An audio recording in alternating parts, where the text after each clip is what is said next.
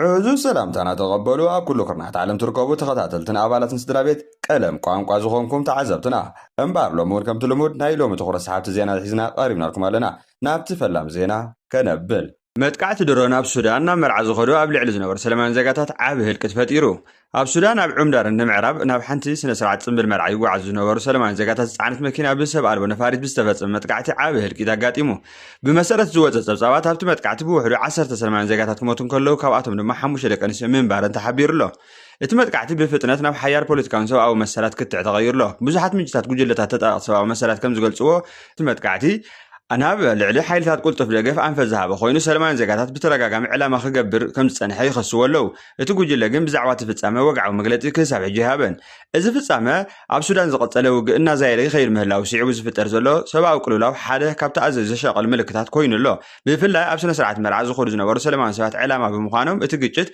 كاو تهدراو غنبار حليفون اب نصحان زغاتات ان تسكاغري خير كم زلو زملاختيو ጉጅለታት ተጣዋቅቲ ሰብአዊ መሰላት ንአርሲኤፍ በአብተረጋጋሚን ሲቪላት ዕላማ ዝገብር መጥቃዕታት ከም ዝፍጽም ክኾሱን ከለው እዞም ክስታት ግን ከሳብ ሕጂ ብነፃ ወገናት ሙሉእ ዝተረጋገጹ ይኮኑን ይኹን እምበር በተረጋጋሚ ምህማት ሰላማዊ ዜጋታት ኣብ ሱዳን ንዓለም ለኻዊ ማሕበረሰብ ዝያዳ ቁልጡፍ ዲፕሎማሲያዊ ሰብአዊ ምላሽ ክህብ ጻውዒት ይቐርበሉ ኣሎ እቲ ውግእ ከምዚ ኢሉ ዝቐጽል እንተኾይኑ ህይወት ንጹሃን ዜጋታት ዝያዳ ክጠፍእን እቲ ሰብአዊ ቅልውላው ድማ ክጋደድን ከም ዝኽእል እዮም ተንተንቲ ዘረድኡ ወይዘሮ ኬሪያ ኢብራሂም ሕወሓት እንተተካእት ወለዶ ትግራይ ብስርዓታዊ መንገዲ የጥፋሉ ክትብል ወቂሳ አባል ምክር ቤት ናይ ውድብ ስምረትን ዲሞክራሲን ዝኾነት ወይዘሮ ኬሪያ ኢብራሂም ሕወሓት እንተተካእት ወለዶ ትግራይ ብዝተወደበ መንገዲ ስርዓታዊ አግባብን የጥፋሉ ክትብል ወቂሳ እዚ ድማ ኣብ አዲስ አበባ ብዝሃበቶ መግለፂ ዝተገልጸ ኮይኑ ኣብ ትግራይ ዘሎ ፖለቲካውን ጸጥታውን ኩነታት ከም እንደገና ናብ ክርክር ማእከል ክኸውን ገይርዎ ኣሎ ኬሪያ ሕወሓት ጽምዶ ብዝብል ስም ምስ ኤርትራን ካልኦት ጽንፈኛታት ሓይልታት ብምትሕባር ንኢትዮጵያ ንምዝራግ ይሰርሕ ኣሎ ብምባል ብተወሳኺ እቲ ውድብ سمع سلام بريتوريا كم مسارح جزء بمتقام نداق ما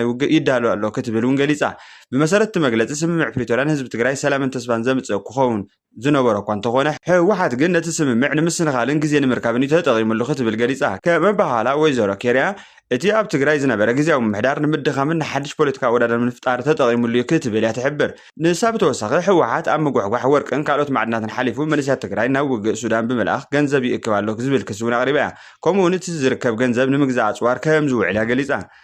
أبغى دايما الملأ من سيات كيريا حوحات نهت أنا من سياتنا وتهدروا كم تات بحيل بمساعدة عدة تجري نب حزن يدفع له كتب الوين تخصص بس مسارات أنت تكعت ولده اتمح برسا أحد جزء التجاري كتب لي جليزة بتوسخي حوحات نمسرح حسر تغلط بلها جرا وفتنا بجزء رسك دالي بمبالو بمزخار إذا ما نمسأ تسمع من سيات يسأل مثال له كتب لي حبيرة داس حقوس نابداس حزن صغيره حمق عقاطام تخصيصو نمرقوز تعدى بعراي توغي زموته تمرق في الساسماو نملع محبرسب كبير حزن فطيرو اب هيوت سب حقوسن حزنن حصير غزي ككافلو خمس خول زرع فصامي تفصيمو اب كلل امحرا اب كبابي غاين تمزغبو زلو اب يونيفرسيتي غوندر بإلكتريكاو مهندسنا بعوز تمرقه منسي في الساسماو بتنصم بالمرقوز تعدى بعراي بهانده بتدحرموغو هيوت محلاف تغليصلو اب بزح دما مرير حزن فطيرو يركب بزا حمق عقاطامي اب حقوسن علل تانكساتو فتلالم زنبرو سدراويتن عرختون كالو تاغايشن اب حصير غزي كابناي مرقا دستا نابسن سرعت قبري تسغاغيرم الله ازي فصام دما هيوت سب كساب كندي زيت گمتن زيت حسبن مخانا داغماي ززخاخر تريو خوينلو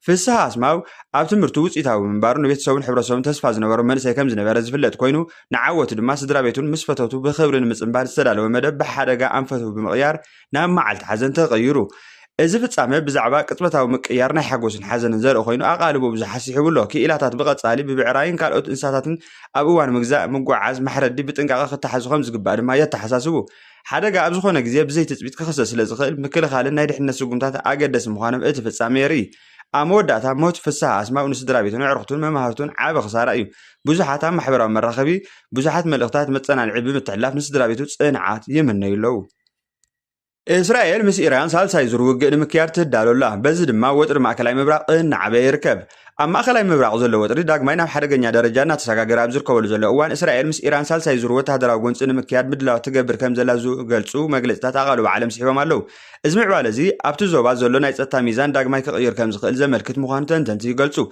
منستر مكلخال إسرائيل كاتز سراويت هاجرون زخونه يكون حدش جيتس ملو دلو مخانو يجلسو أدلاين تخون دما أبز قتل وتهدر وسرحت كابز حلفة زعبين زمررن كخون كم زغلي أنكي زلوا بتمساسالي حلف ستاف سراويت إسرائيل آيال زامير سراويت أب إيران ሰራዊቱ ኣብ ኢራን ንሊባኖስ ዝረኣዩ ዘሎ ምዕባለታት ብቀረባ ከም ዝከታተል ብምሕባር ንሱ ንዝኾነ ይኹን ክጎዳና ዝፍትን ተዓጻጻፊ ምላሽ ክንህብ ኢና ብምባል እስራኤል ንዝኾነ ይኹን ኩነታት ብቁልጡፍ ስጉምቲ ንምውሳድ ድልውቲ ምዃና እዩ ኣረጋጊጹ። እዚ መግለጽታት ኣብ ዞባ ማእከላይ ምብራቕ ዘሎ ወጥሪ ክብ ንኽብል ዘመልክት እዩ። ሓድሽ ጎንፂ እንደገና እንተተጀሚሩ ኣብ ኢራንን እስራኤልን ጥራይ ዘይኮነ ኣብ ሊባኖስ፣ ሶርያ፣ ኢራቅን ካልኦት ሃገራት ዞባን ሰፊሕ ውፅኢት ክህልዎ ይኽእል እዩ። ብዙሓት ተንተንቲ ከም ዝገልጽዎ እቲ ምድላዋት ወተሃደራዊ ጥራይ ዘይኮነስ ዲፕሎማሲያዊ ጻዕርታት እውን ብተመሳሳሊ ክሕደስ ይግባእ ይብሉ። እንተዘይኮይኑ ግን እቲ ዞባ ዘሎ ወጥሪ ሰፊሕ ዞባዊ ውግእ ክሰፍሕ ከም ዝኽእል እዮም ዝገልጹ። ገንዘብ ሕጂ ግን ብዛዕባ ሳልሳይ ዙር ውግእ ብዕሊ ዝተጀመረ ስርሒት ከም ዘሎ ዝተረጋገፀ ሓበሬታ የለን። እቲ ዝወጽእ ዘሎ መግለጽታት ብቐንዱ ናይ ምድላውን ናይ ምጥንቃቕን መልእኽቲ ምዃኑ እዩ ዝረአ። ሶማልያን ግብፅን ናይ ባሕርን ምትሕብባር ስምምዕ ኣጽዲቐን ካይሮ ኣብ ቀይሕ ባሕሪ ተጽዕና እናስፍሐት ይመጽእ ኣላ። መንግስቲ ሶማልያ ምስ መንግስቲ ግብፂ ቀዲሙ ዝተፈራረሞ ናይ መዘኻኸሪ ስምምዕ ብወግዒ ኣጽዲቑ ኣሎ። እቲ ስምምዕ ኣብ ዓውዲ ናይ ባሕሪ መጓዓዝያ፣ ምምሕዳር ወደባት፣ ምልውዋጥ ቴክኒካዊ ፍልጠትን ምዕባለ ናይ ባሕሪ መሰረት ልምዓትን ምትሕብባር ምሕያልን እቲ ዓውዲ ዝዓለመ እዩ። እዚ ስጉምቲ ግብፂ ኣብ ዞባ ቀይሕ ባሕርን ቀርኒ ኣፍሪቃን ዘለዋ ዲፕሎማስያውን ኢኮኖሚያዊ ምንቅስቓስ እናሰፍሐ ይኸይድ ከም ዘሎ ዘርኢ ሓደ ተወሳኺ ምዕራፍ ኮይኑ ይረአ። ቅድሚ ሕጂ እውን ግብፂ ምስ ኤርትራ ኣብ ዓውዲ ባሕሪ መጓዓዝያ፣ ምትእስሳር ወደባትን ስምምዓት ምፍርራማ ይዝከር። ብመሰረት ብሓሙስ ዝጸደቐ ስምምዕ ኣብ መንጎ ሚኒስትሪ መጓዓዝያ ግብፂ፣ ሚኒስትሪ ወደባትን ባሕሪ መጓዓዝያን ሶማልያን ቀዋሚ ማዕቀፍ ምትሕብባርን ክፍጠር እዩ። እዚ ድማ ኣብ ምምሕዳር ወደባትን ምስልጣን ሰብ ሞያ፣ ምምሕያሽ ስርዓተ ባሕሪ መጓዓዝያ፣ ምልውዋጥ ልምድን ዝያዳ ምትሕብባር ክህሉ ትህፅቢት ይግበር። እዚ ስምምዕ ካብ ኢኮኖሚያዊ ምትሕብባር ሓሊፉ ጂኦ ፖለቲካዊ ትርጉም እውን ኣለዎ። ቀይሕ ባሕሪ ካብ ዓለም ዝበለፀ ኣገዳሲ ናይ ንግዲ መስመራት ሓደ ስለ ዝኾነ ኣብቲ ዞባ ዝፍጠር ዝኾነ ይኹን ዓይነት ምትሕብባር ናይ ምውድዳር ንብዙሓት ሃገራት ቀጥታዊ ጽልዋ ይህልዎ። ግብፂ ብወገና ድሕሪ ዝተፈላለዩ ዞባዊ ለውጥታት ምስ ሃገራት ቀርኒ ኣፍሪቃ ዘለዋ ርክባት እናደለለት ትርከብ። ምስ ሶማልያ፣ ኤርትራ፣ ካልኦት ሃገራት እቲ ዞባን ምስ ዝግበር ዘሎ ስምምዓት ኣብ ቀይሕ ባሕሪ ናይ ድሕንነት ንግድን ስትራቴጂካዊ ተጽዕኖን ከተሕይድ ከም ትደሊ ዘርኢ ምዃኑ ድማ ይግለጽ። ተንተንቲ ከም ዝብልዎ እቲ ዝተፈራረሞ ስምምዕ ኣብ ዝቕጽል እዋናት ኣብ ተግባራዊ ፕሮጀክትን ልምዓታዊ ወደባትን ምምሕያሽ ናይ ባሕሪ መጓዓዝያን እንተተቐይሩ ኣብ ኢኮኖሚ ናይተን ክልተ ሃገራት ኣውንታዊ ጽልዋ ክህልዎ ይኽእል እዩ። ብተመሳሳሊ ግን ኣብ ቀይሕ ባሕሪ ዘሎ ናይ ጂኦ ፖለቲካዊ ምውድዳር እውን ዝያዳ ክበርትዕ ከም ዝኽእል ተዓዘብቲ ይግምቱ። ፈረንሳይ ናይ ፍርቂ ፍጻመ ዋንጫ ዓለም ተሰጋጊራ። ፈረንሳይ ኣብ ረብዒ ፍጻመ ውድድር ጽዋዕ ዓለም ንሃገራዊት ጋንታ ሞሮኮ 2-0 ብምስዓር ናብ ፍርቂ ፍጻመ ብዓወት ተሰጋጊራ። እዚ ዓወት ነታ ጋንታ ከም ሓንቲ ቀንዲ ተወዳዳሪት ውድድር እንደገና ኣረጋጊጹ ኣሎ። ኣብቲ ጸወታ ኬይልያን ምባፔ ዘበርከቶ ድንቂ ብቕዓት ኣገዳሲ ተራ ምንባሩ ኣንጸባሪቑ ኣሎ። ንዴምፔሌ ዘዳለወ ዕድል ብሸቶ ተዛዚሙ። እቲ ናይ ምባፔ ኣብ ጽዋዕ ዓለም ዘለዎ ጽልዋ እንደገና ድማ ኣጉሊሑ ኣርኢሎ። ብተወሳኺ ብወገን ሞሮኮ እቲ ሞሮኮ እምበር ንኣፍሪቃ ወኪልና ኣይኮናን ኣብዚ ውድድር ዘለና ኢላቶ እናተባህለ ብማዕከናት ዜና ዓለም ክጋዋሕ ዝቐንያ ዘራርባ ሓሶት ብምባል ነጺጋቶ ኣላ። ንሕና ኣፍሪቃውያንና ምስ ሃገራት ኣፍሪቃ ተጋጢምና ኢና ድማ ኣብዚ ዋንጫ ዓለም ንሳተፍ ዘለና።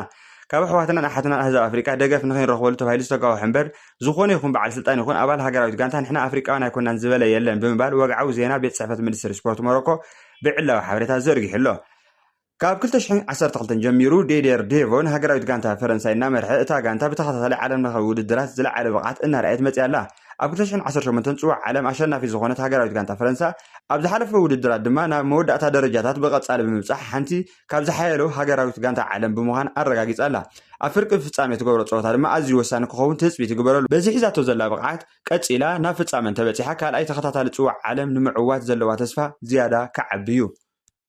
ካብ ገጠር ናብ ዓለም ለኸ ሞዴሊንግ ተፈጥራዊ ጽባቐ ኤልሳቤጥ ደስታ ዓለም ለኻዊ ኣቓልቦ ስሒቡ። ኢንተርነትን ማሕበራዊ መራኸቢትን ኣብ ዘመናዊ ዓለም ህይወት ሰባት ብቕጽበት ዝቕይረሉ ሓያላት መሳርሒታት ኮይኖም ይርከቡ። ሎሚ ድማ ናይ ሓንቲ ኣብ ሓደ ርሑቕ ገጠራት ትነብር ኢትዮጵያዊት መንእሰይ ጓል ታሪኽ እዚ ሓቂ ብዝያዳ ዘረጋግጽ ኣብነት ኮይኑ ተራእዩሎ። ኤልሳቤጥ ደስታ ትበሃል መንእሰይ ክሳብ ቅድሚ ሒደት መዓልታት ካብ ከባቢያ ወጻኢ ብዙሕ ዘይትፈልጥ ገጠራዊት ጓል እያ ነይራ።